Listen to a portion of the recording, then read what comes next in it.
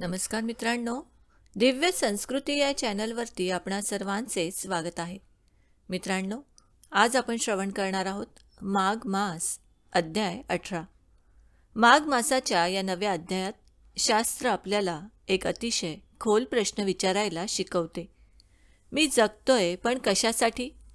या अध्यायात आपण जीवनाचा अर्थ, आत्म्याचा उद्देश आणि योग्य दिशा कशी शोधायची यावर चिंतन करणार आहोत.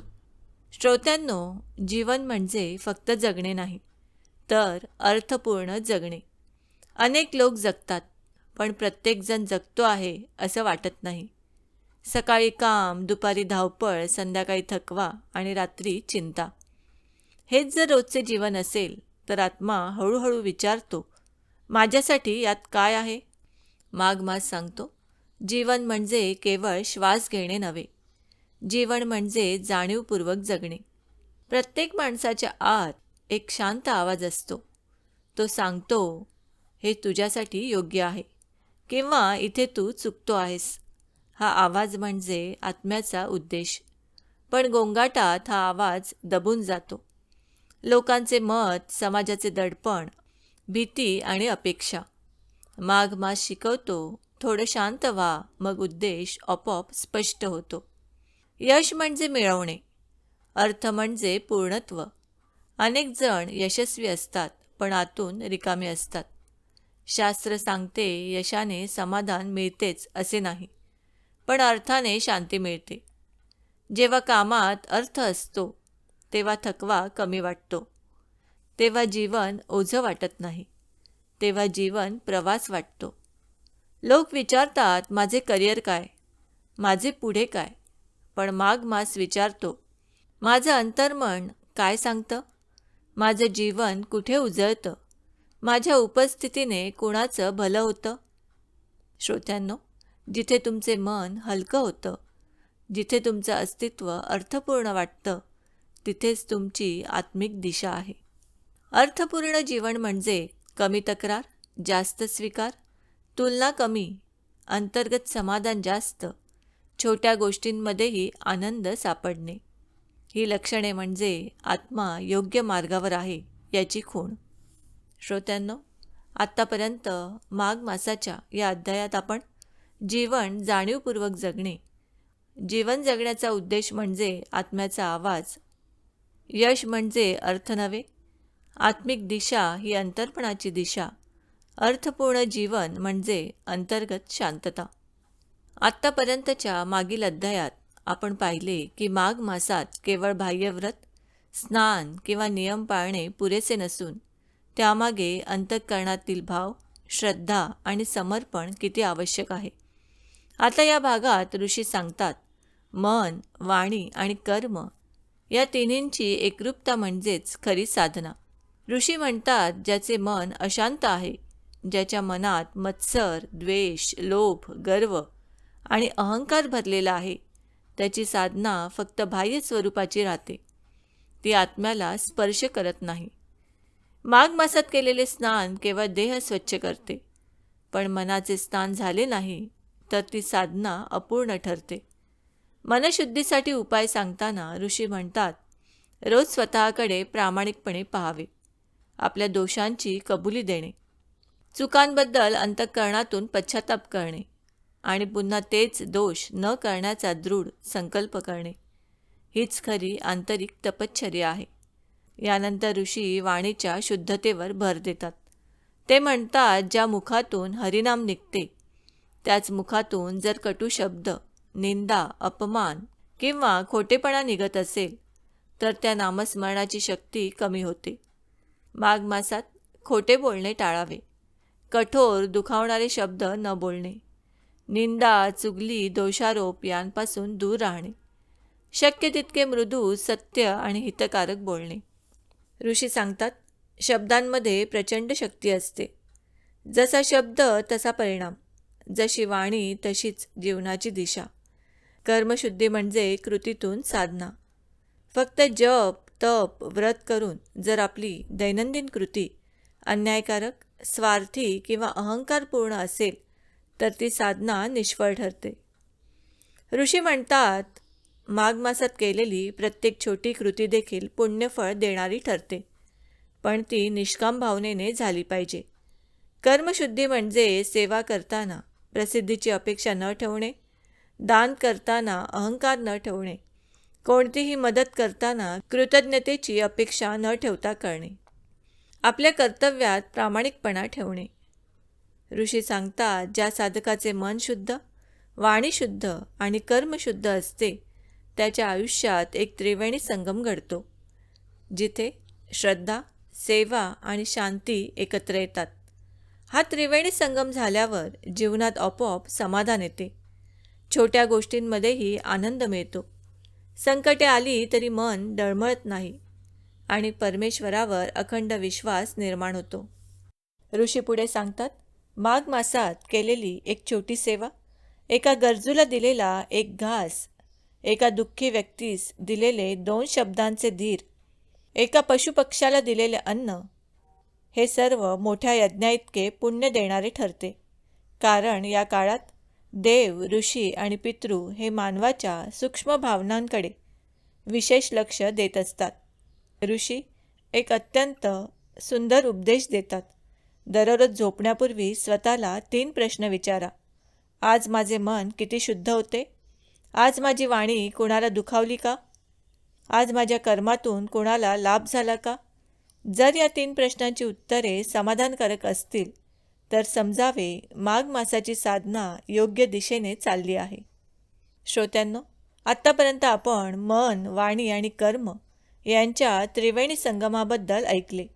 आता ऋषी आणखी एक अत्यंत सूक्ष्म आणि प्रभावी साधना सांगतात, ती म्हणजे कृतज्ञता साधना. ऋषी म्हणतात, ज्याच्या अंतःकरणात कृतज्ञता आहे त्याच्या जीवनात तक्रारींना जागा राहत नाही आणि जिथे तक्रार संपते तिथे कृपा सुरू होते. बहुतेक लोक परमेश्वराला तेव्हाच आठवतात जेव्हा दुःख येते, संकट येते, अडचणी येतात. पण ऋषी सांगतात, सुखातही देवाला आठवणे हाच खरा भक्तिभाव. कृतज्ञता म्हणजे फक्त धन्यवाद म्हणणे नाही, तर जे आहे त्यात समाधान मानणे. जे मिळाले त्यामागे ईश्वराची कृपा पाहणे आणि जे मिळाले नाही त्यामागेही काहीतरी उच्च हेतू आहे हे स्वीकारणे. ऋषी सांगतात, तक्रार ही मनाची एक सवय असते. आज हे नाही, उद्या ते नाही, अमुक व्यक्ती अशी नाही, तमुक परिस्थिती तशी नाही, यातच माणसाचे आयुष्य संपून जाते. माघ मासात ऋषी विशेष सांगतात, किमान या 1 महिन्यासाठी तरी तक्रार करणे थांबवा. त्याऐवजी प्रत्येक दिवशी किमान 3 गोष्टींसाठी मनापासून धन्यवाद द्या. श्वासासाठी, आरोग्यासाठी, अन्नासाठी, घरासाठी, कुटुंबासाठी, अगदी छोट्या गोष्टींसाठीही.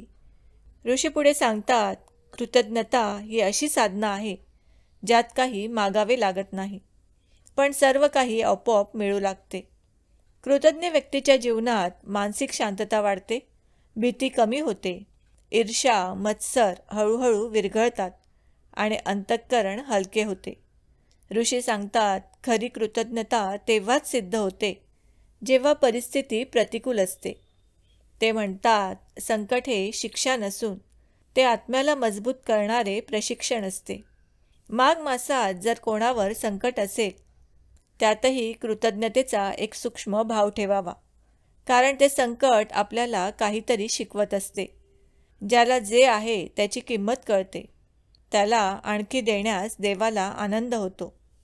म्हणूनच कृतज्ञतेतून भाग्य जागृत होते.